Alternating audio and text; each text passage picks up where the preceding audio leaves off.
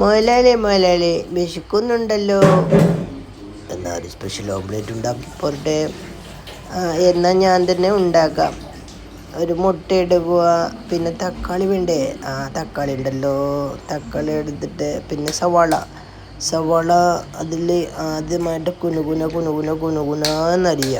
എന്നിട്ട് അതിലോട്ട് നമ്മൾ നേരത്തെ എടുത്ത് വെച്ച മുട്ട ഇങ്ങനെ ടപ്പേ ടപ്പേ ടപ്പേ ഇത് പൊട്ടിച്ചിട്ട് അതിലോട്ട് ഇങ്ങനെ ഒഴിക്കുക. മഞ്ഞക്കൊരു ഉള്ള മുട്ടയാണെന്ന് നോക്കണേ. അതിന് ശേഷം ഇതിന് പാകത്തിനുള്ള ഉപ്പ്,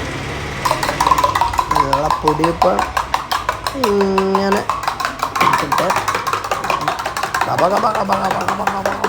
അടിച്ച് കലക്കിയതിന് ശേഷം കത്തിക്കുന്നു, ഫ്രൈ പാൻ വെക്കുന്നു. ഇത് ചൂടാവുന്നത് വരെ വെയിറ്റ് ചെയ്യുന്നു. വെയിറ്റ് ചെയ്തതിന് ശേഷം നമ്മുടെ കോക്കനട്ട് ഓയിൽ, നമ്മുടെ സ്വന്തം വീട്ടിലുണ്ടാക്കിയ നമ്മുടെ കേരളത്തിൻ്റെ സ്വന്തം കോക്കനട്ട് ഓയിൽ ഒഴിച്ച് ശേഷം നമ്മുടെ റെഡിയാക്കി വെച്ച മുട്ട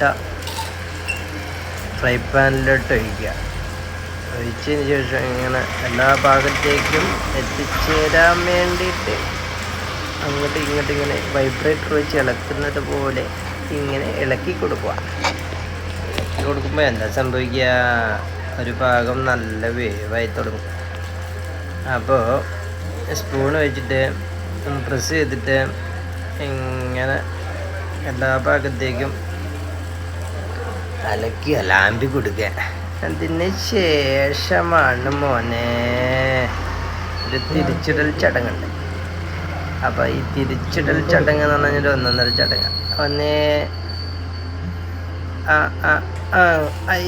അയ്യോ അമ്പോ അങ്ങനെ റെഡി കഴിക്കുകയാണ് നമ്മുടെ മുട്ട ഓംപ്ലേറ്റ്. ഇനി ബ്രെഡിലോട്ട് മിക്സ് ചെയ്ത് റെഡിയാക്കി വെച്ച് കഴിഞ്ഞാൽ മുട്ട ഓംപ്ലേറ്റ് റെഡി.